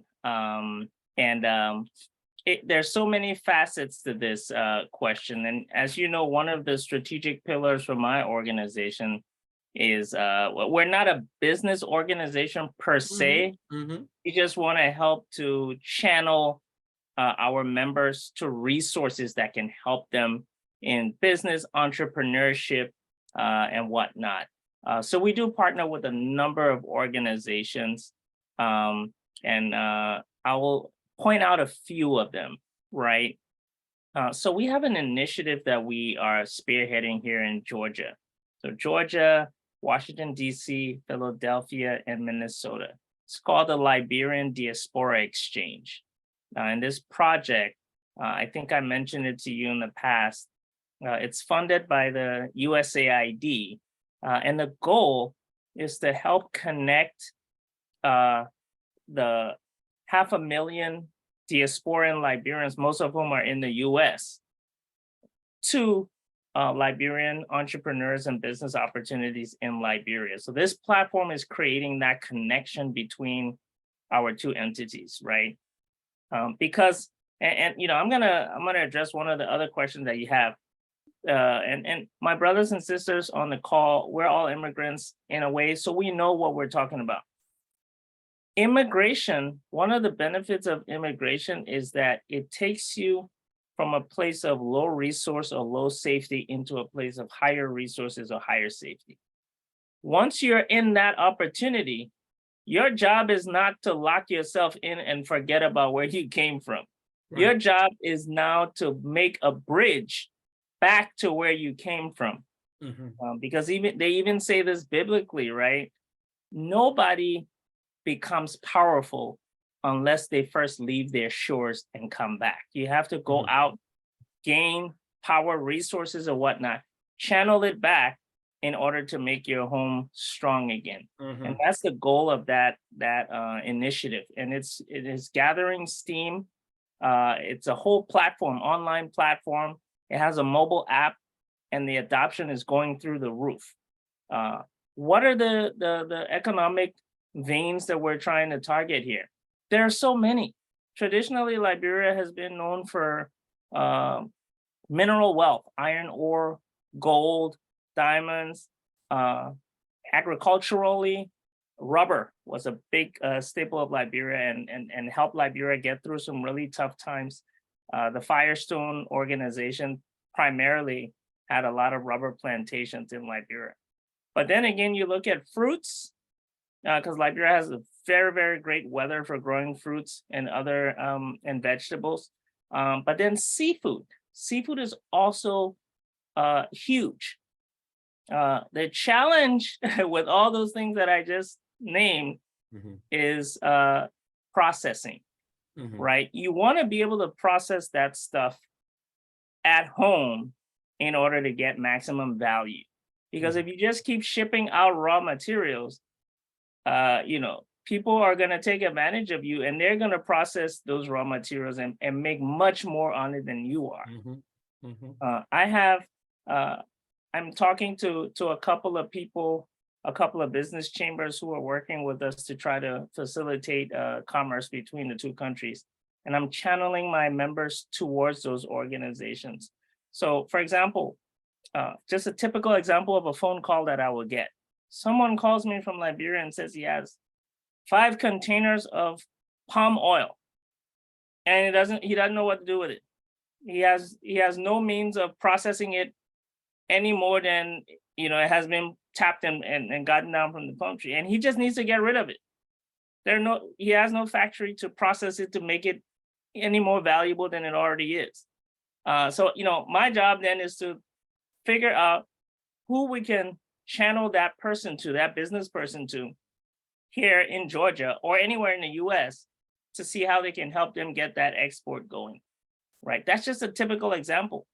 It could happen with textiles. There's a lot of textiles being imported, but the thing is, we're not doing it at scale. That's the challenge. It's always 1 or 2 tailors somewhere in Africa producing some outfits which look beautiful, but it's all on a subsistence basis. There's no real factory producing it in mass, and there's no brand. So that's a huge challenge. Going back the other way, Georgia happens to be home to AJC Foods, one of the largest importer and exporter of meat products, right? And they ship chicken and meat products to Liberia and many other African countries. So that relationship is there. But we're not so much concerned about what's going there. We're more concerned about what's coming from there to here. And so everything that we do is in facilitating those relationships. One of the first relationships we built when we first came into office last year was with the Gwinnett Chamber of Commerce with Nick Messino as CEO. He said, "You all are not a chamber, but we like your ideas and we want to partner with you." So Liberia, strangely enough, and I mentioned this at the One Voice Africa meeting, was the only African country at the annual Gwinnett Chamber of Commerce event. And I did the best that I could. I reached out to One Voice Africa. I got a list of about 15 Nigerian restaurants, Ghanaian restaurants, businesses, and I sent invites to everybody. I tried to call as many people as possible, but nobody showed up, right? So I think in our community, we have to, a lot of our businesses, and I had a discussion with some other folks a couple of weeks ago, and they asked me, they said, why are African businesses always operating on the subsistence level? If it's a restaurant, it will always be a single restaurant with that owner. It will never multiply into 2 restaurants or 3 restaurants. And that's the case with most businesses. The only businesses that we see that are scaling are what we see a lot with a lot of the Ethiopian brothers and sisters who are, who took over the whole parking business in Atlanta and scaled it. And I've talked to a couple of them who are getting into energy and retail. So BP gas stations, and they're scaling it in the franchise model. So I always want to talk to them. I always talk to people like that to see what made you want to grow and not be afraid to grow.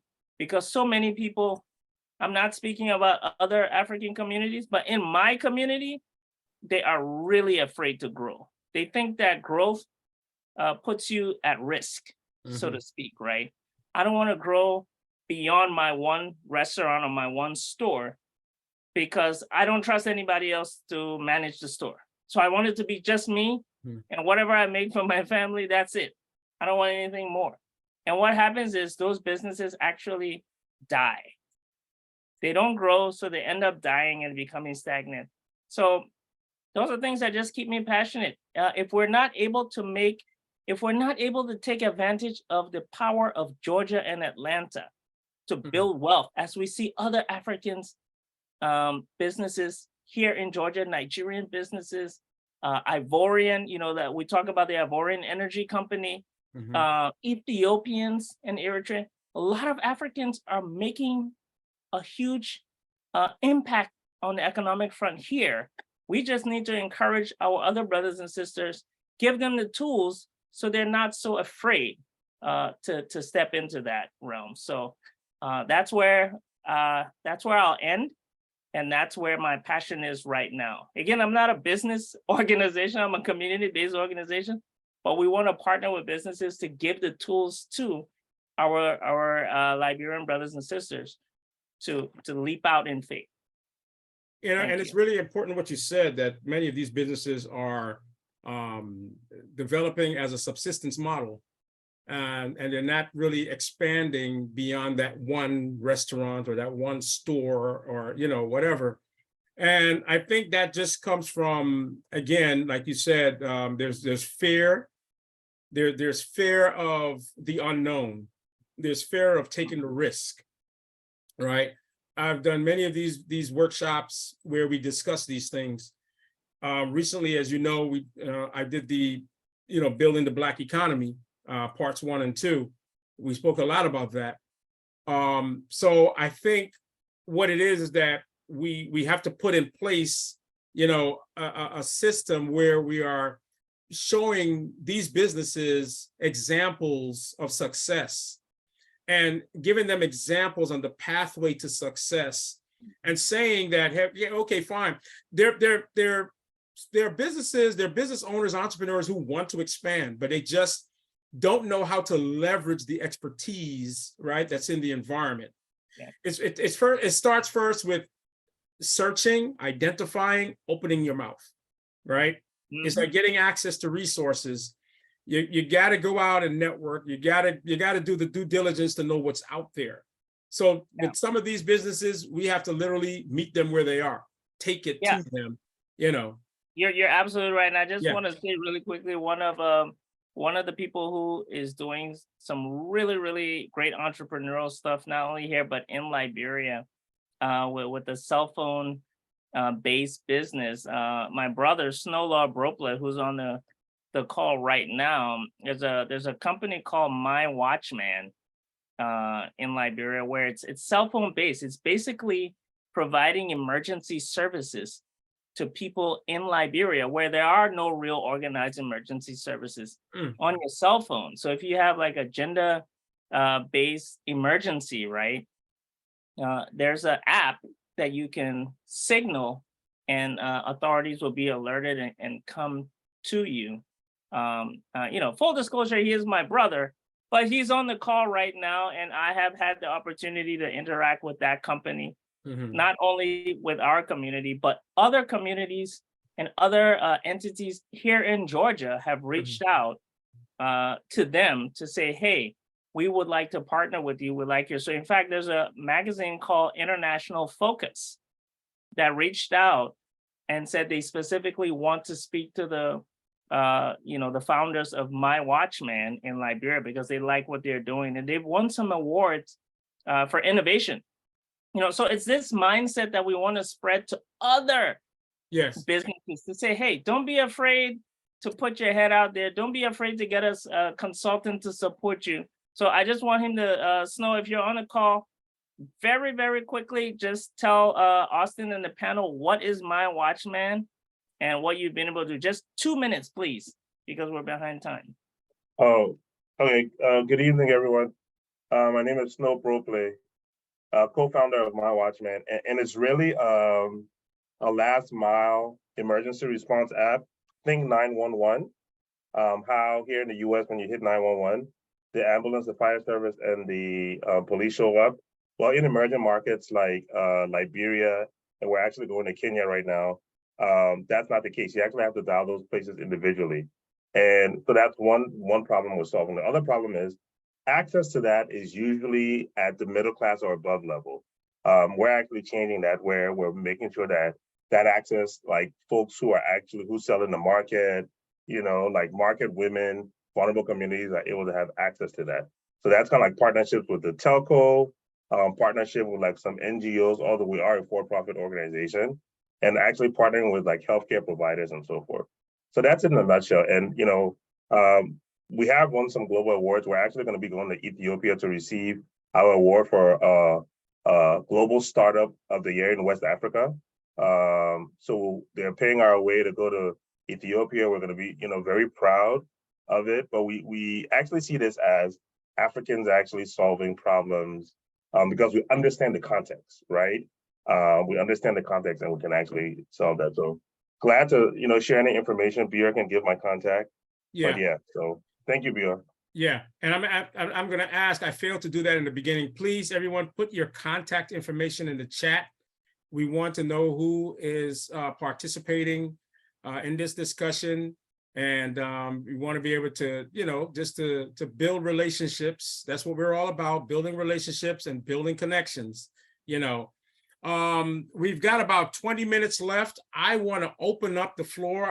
I've got a lot more questions I want to ask, but I want to give the attendees an opportunity to ask questions. And I want to say, please ask questions of our panelists or of me, because we want to have an engaging discussion. And I know you have questions you want to ask. There's some information you probably want to gain from one of our panelists. So I'm going to open up now. Please unmute yourself. And if you have a question, please ask a question.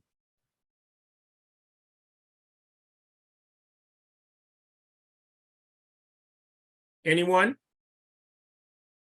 Don't be bashful. No questions from this end. Hello, Brother Ejiro. You can go ahead. Oh, your mic is on. Ejiro, your mic is on.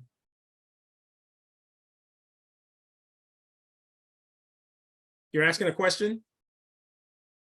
No, I said no questions from my end. Oh, no questions from your end. Okay, yeah. Okay.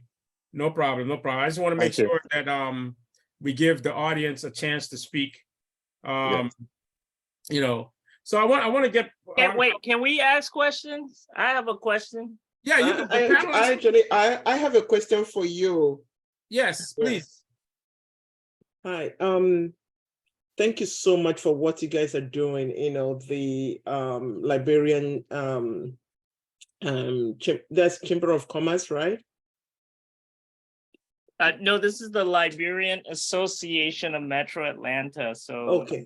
So one of the interesting things that I noticed that you guys how involved you are with the Chamber of Commerce, and which is one of the things that I don't see in the rest of the other let me say Nigerian associations and organizations. And I've tried to go to the Chamber of Commerce. Maybe there's a lack of understanding because every time I try to go there to kind of register, or it's like you have to register this organization. So I guess maybe we don't have a good understanding of how and what we gain from the Chamber of Commerce. So how did you guys get aligned in that area, and what are the benefits of being a part of wherever you are Chamber of Commerce?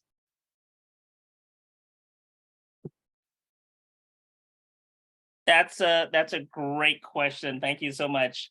So I just wanted to clarify really quickly to say that there is an organization in Georgia called Liberian Chamber of Commerce that is Okay. run by Liberians. Okay. I just want to clarify. Our Okay. organization is more the community-based organization called Okay. the Liberian Association of Metro Atlanta. And we pretty much provide support and resources to all other organizations. Okay. But how did we get associated with the Gwinnett Chamber of Commerce, one of the largest chambers Mhm. and other chambers? It's because we had to be intentional to provide resources that can positively impact our members, especially those who want to be entrepreneurs. And there are multiple channels through which we get this done. So there's an organization called the Liberian Business Association, right? That focuses more on small businesses and providing resources. We've invited them to come to Georgia to meet with our members here and to help build those small businesses into bigger businesses. With organizations like the Gwinnett Chamber of Commerce, they like diversity. Gwinnett is the most diverse county, one of the most diverse counties in the country. And so they appreciate that diversity. That's why every year in November, they have a very large event where they invite people from all cultures to come, especially restaurant owners, to come and bring samples of your food because they want that global experience. And so that's why I was very, very disappointed last year when I looked around and I was the only African there. The only other Afro people there was a Jamaican restaurant. We're gonna fix So that. we have to be aware of this and to go into that platform because you have about 500 people from all walks of life, all sharing their culture and promoting their businesses, all at the Gwinnett South Arena. So to answer your question, we are just very intentional about putting our organization in a position where our members can be exposed to some ideas that can help them. That's all. Thank you so much. Thank you. You're welcome. And my contacts are in the chat. If you want to reach out, we can talk more and have more discussions. Definitely. And that's great, Bior. Thank you so much, because I think if information doesn't get out as and broadcasted as effectively as we would like, not many people will know what's going on, And then on the flip side of that, I think we just have to be able to communicate the importance of these things so that we can get more involvement and more participation. And that's something that, hey, we can work on together. And with One Voice Africa, Caribbean Georgia Vote, in our Caribbean community, in the African community, we can work to really increase the effectiveness of the communication this year. I guess it's going to be in November again, right? Bior?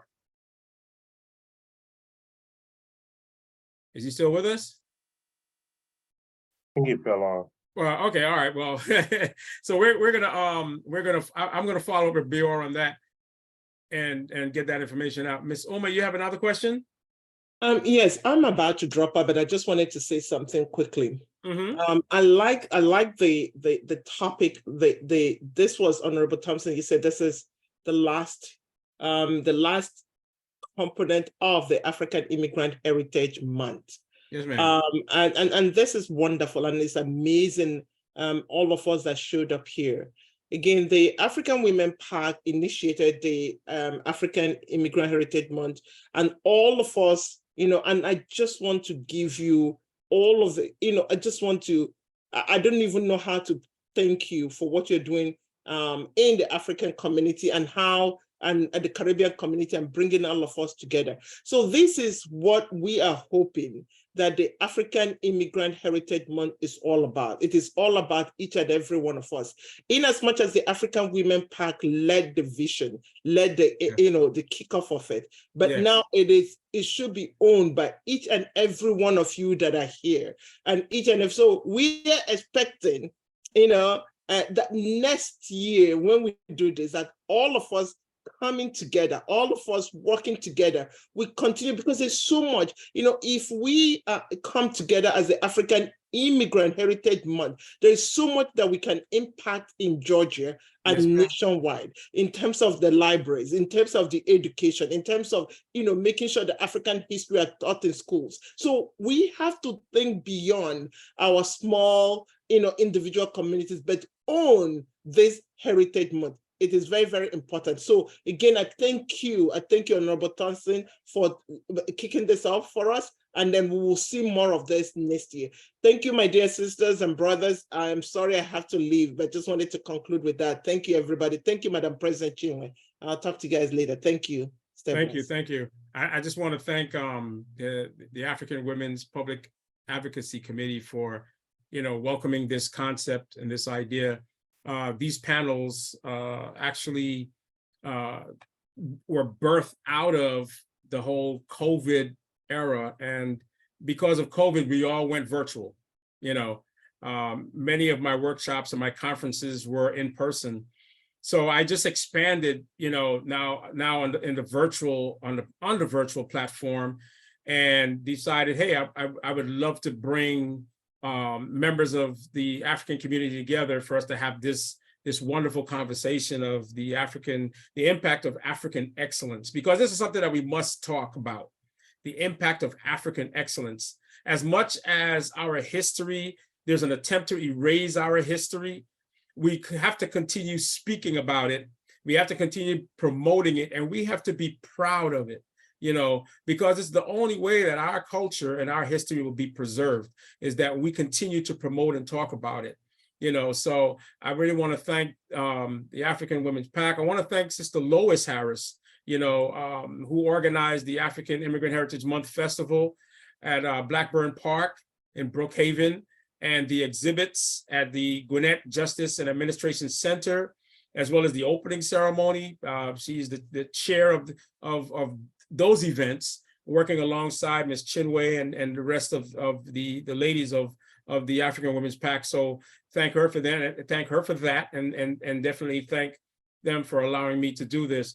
I want to ask, I know we're coming up to closing in time. Bior, I see your hands up. Okay. I want to get back to Dr. Wadajo. Just ask her just to tell us a little bit about her books that she has published, if you wouldn't mind, just giving us a synopsis of those two pieces of literary work that you produced. And tell us what those books are about. Yeah, I will try to be very brief. We don't have time left. Yes, ma'am. My first book is The Secret to Finishing Well, Quest for Entrepreneurship, and it explores different systems of entrepreneurship, mainly God's original system of government, the three Ethiopian regimes, leadership style, aristocratic, autocratic, and democratic. The secret to finishing well is action. Like I said, I'll be very brief by presenting Ethiopia's governance history, beginning from the reign of Emperor Amdesion in the 14th century. The book takes readers right to the root cause of Ethiopia's chronic problems and forwards recommendations to chapter 13 with a summary chart comparing the similarities and differences between Ethiopia's three regimes, reveals how the major problems that Emperor Haile Selassie first inherited from his predecessors filtered down to his successors get involved with each regime change, including ethnic and religious discrimination and land grabbing that passed down from the monarchist rule, gave rise to ongoing struggle by the Oromo Liberation Front, who were affected the most. Soon after the book was published, I had Ambassador Girma Birru, the former Ethiopian ambassador of the United States, read it.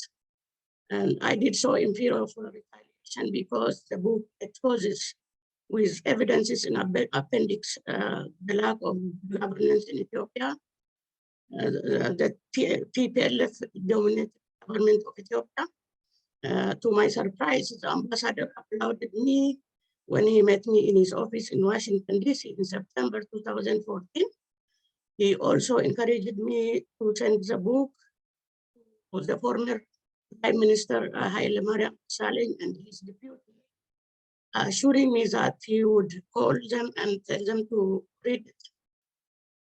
When the former US ambassador, Ms. Patricia Haslash, met with me in her office in Addis Ababa in February 2016, she offered me the opportunity to write a blog post about my book on the embassy's blog site, Kimsha, as well as informed me she would arrange with the Department of State and get me involved in some of their activities, including the new high-tech state-of-the-art American Center in Addis Ababa.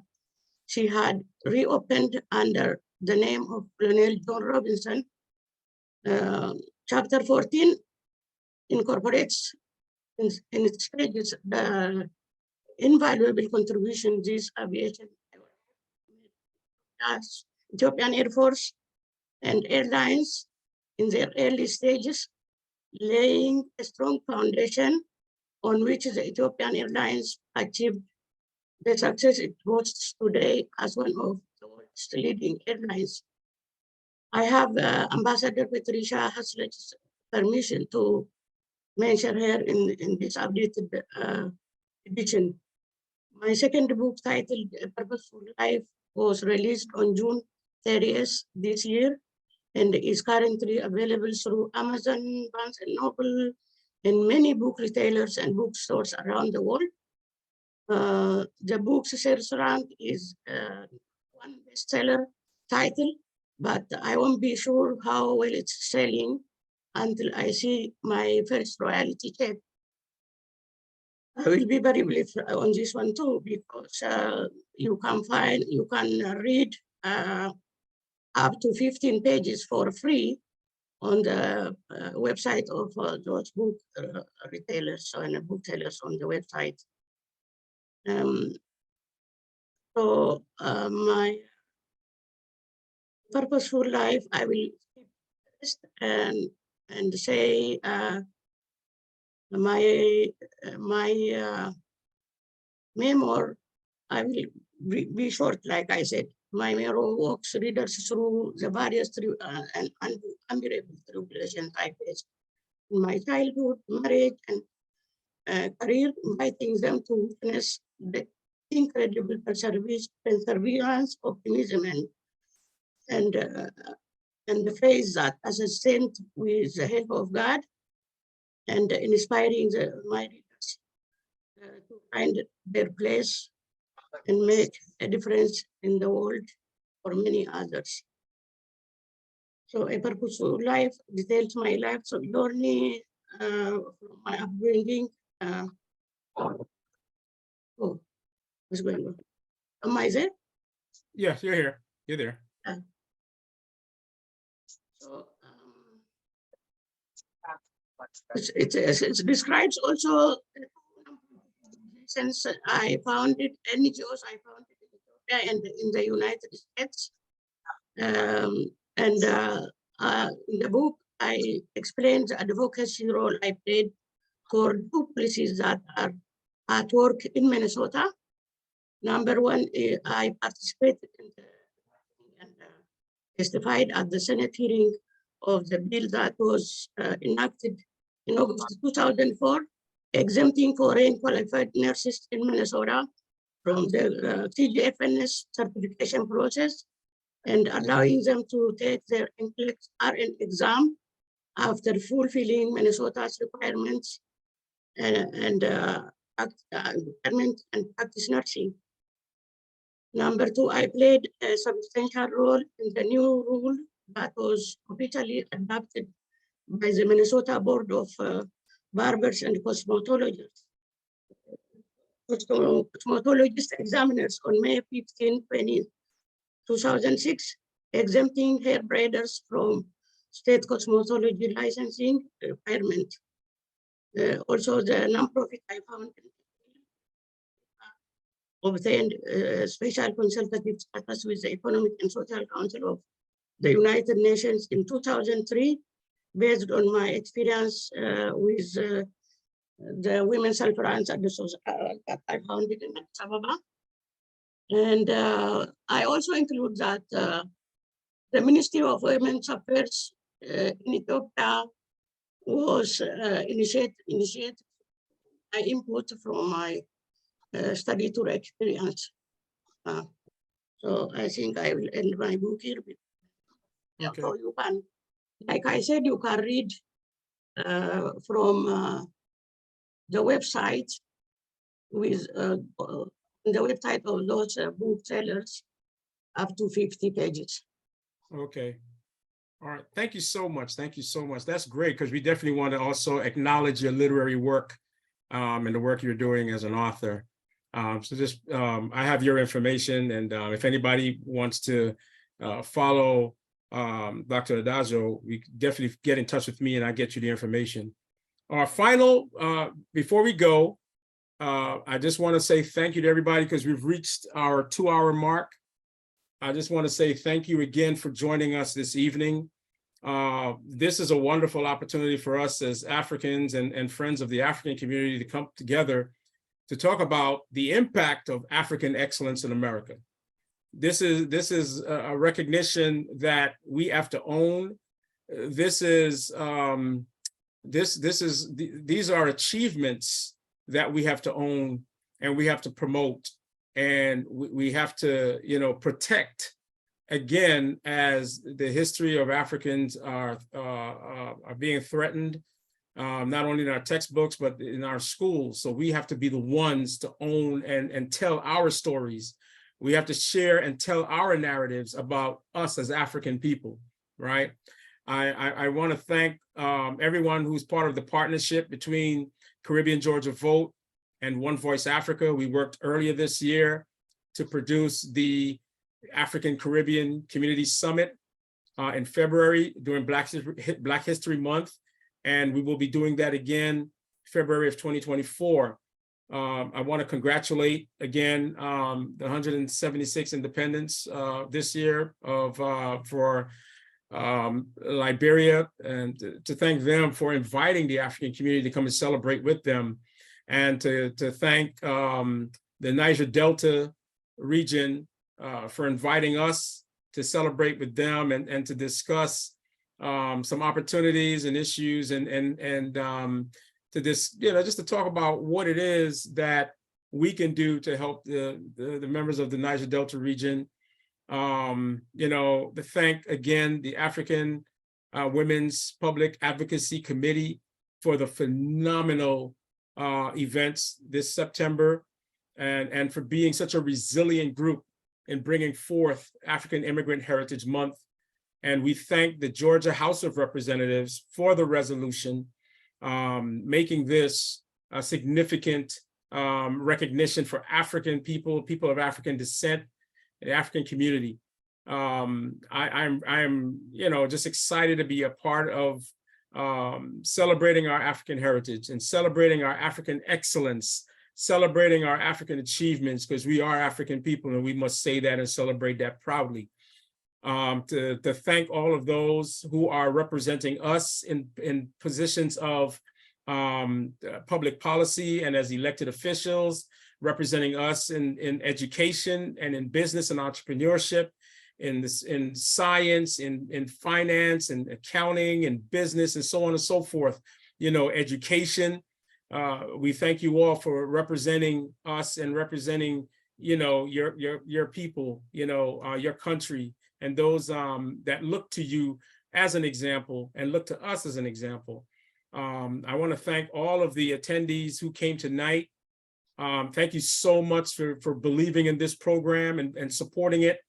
I will have this loaded on my YouTube channel, TM Consulting LLC. And so you can always access it. You can share it. You can copy the link and share it, and watch the video again as we go forward.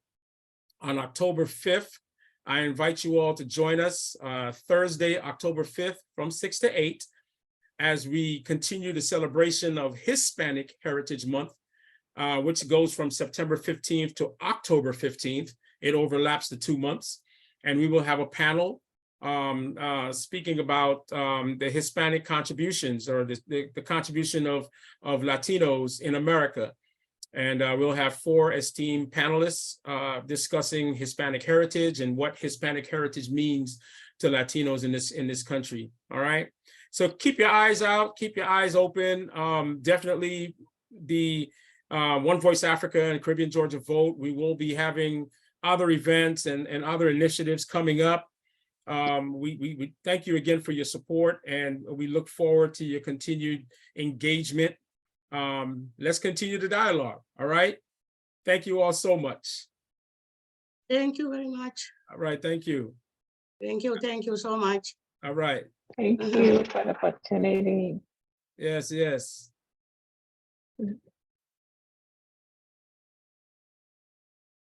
Thank you so much, Honorable Thompson. Thank you. Everybody. Just want to say thank you. It's we can do much. Thank you. Thank you. Thank everybody. God bless Thanks you all. for the audience. Yeah, God bless you too. All right.